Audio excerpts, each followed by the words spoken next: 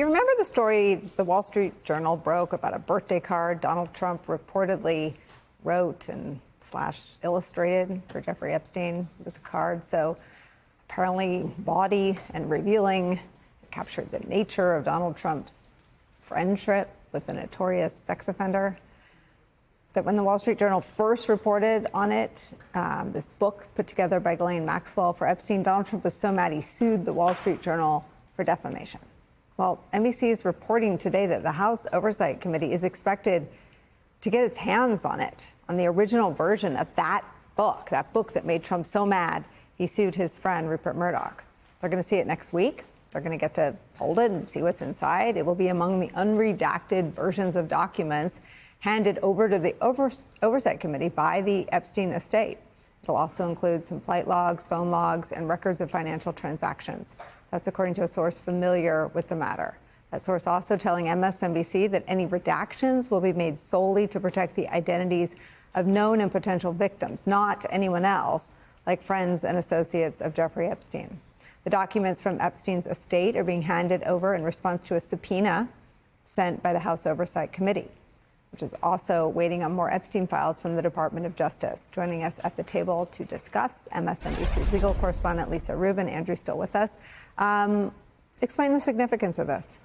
It's incredibly significant, Nicole, because the documents, as they will be produced to the committee, an electronic copy, they will have redactions on it. At the same time, it's our understanding that the estate is going to allow the Oversight Committee, staff or members, whoever decides to come to New York, to view in person unredacted copies of the documents. Now, we understand that that will be in a secure facility. We understand that perhaps people will be asked to check their phones at the door, but they will see the whole totality of certain documents that are going to be produced early next week. They'll have the opportunity to review them in unredacted form. They won't be able to take it away with them, but essentially they'll be allowed to go into a room and see what it looks like with all of the names and with other identifying details perhaps as well. That's astonishing, because so far we don't have any insight into, for example, how many people might be mentioned in that birthday book. Of course, they'll also see, if it's there, an original version of the letter that Donald Trump allegedly sent to Jeffrey Epstein. And these, I want to underscore for you, these are bound books. They were bound by a bookmaker here in New York City in 2003. It's not as if somebody just inserted a page, right? These have been bound compilations that were inherited essentially by the executors of the estate. And members and staff will get to see for themselves what that looked like in its original form. It's not an accident, by the way, that Donald Trump repeatedly refers to the Epstein matter as a hoax. He started doing that, not coincidentally, the day after he was confronted by the Wall Street Journal with the fact that the birthday book existed and that a letter from him allegedly was within it and described to him. What does that do to his defamation case against Rupert Murdoch when all the Republicans and Democrats will sit there holding the book? This reminds me of when Donald Trump years ago said, I want to sue the New York Times, and the general counsel of the New York Times issued this letter that said, great, have at it. Because you know what comes with a civil suit? Discovery. Donald Trump doesn't do particularly well in depositions, so a lot of this is performative. The one thing I would add to what Lisa said is it's worth remembering that who will not see those documents? The American public will not see it, and it is cherry-picked in the sense that, yes, it's a bound volume, but the government has said that there's over 300 gigabytes. What does that mean? I keep reading that and I keep saying it, but I don't really know what that means. If 300 gigabytes were a pile, how high would the pile be? So this is like, since I don't do math and I particularly don't do math in public, I have been quoted saying that's a lot. Yeah. Okay. Me too. But here's the thing: a gigabyte of. But is it like a room full of documents? Yes. So we're in this huge room. Yeah. imagine this entire room filled with boxes and boxes and boxes and boxes. And the source is Kash Patel, who said on Joe Rogan's podcast that that's how much exists. And the government has in their sort of 2-page unsigned memo saying why we're not going to do more, they confirm that it's over 300 gigabytes. So it's really worth noting that this is still drip, drip, drip. And yes, it is better than nothing. And yes, it is supposedly bound, so we know that it will be there or not. But the American public still is not seeing it. So if people come out and say, this is what I saw, you're going to have people like Ghislaine Maxwell saying, you're all lying. That's already happened.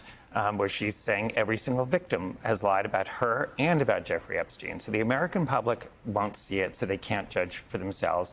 And without getting into the math, this is the tiniest little sliver of this. This is really the proverbial grain of sand on a beach. I was going to say, the birthday book is not the only document that we understand will be unredacted for the committee to view. It's certainly not the only document that will be produced next week by the estate.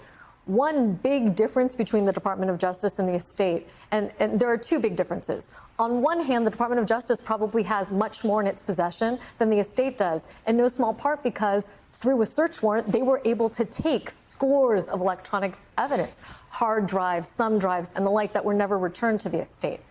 But on the other hand, the estate has said repeatedly, including to me, that it will comply with all lawful process. Does that mean every single document in its possession that's been called for will be produced Monday? Certainly not. They're going to have a rolling production as they try to be responsive to it.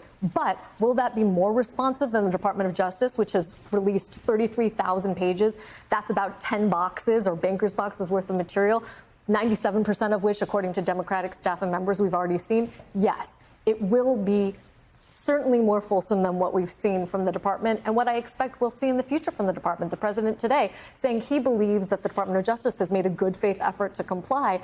That's laughable, Nicole. Yeah. Real quick, Christy Greenberg reminded me that Jeffrey Berman writes in his book about, and I remembered, I went back and read it last night, about how he kept the search of Jeffrey Epstein's mansion secret from Maine Justice.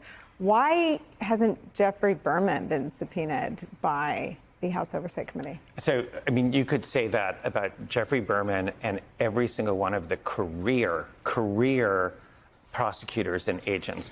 If you want to know what's in those documents, obviously, number one, release the documents.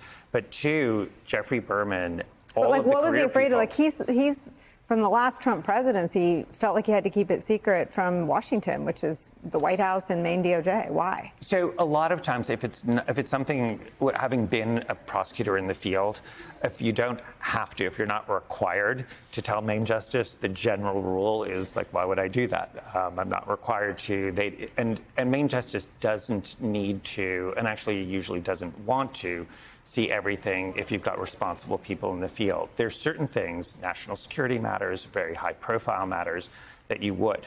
And here you suspect, and Jeffrey Berman has written about his concern about interference. And that would be the main other reason, because this is a kind of high profile matter. There was a lot of issues with the deal in Florida that you would want to make sure that Maine Justice understood what was happening. But if you're concerned that Maine Justice is not going to be acting based on the facts and the law, and it's going to be acting in a political way, that is one reason that you keep it as close hold as you can. Unbelievable.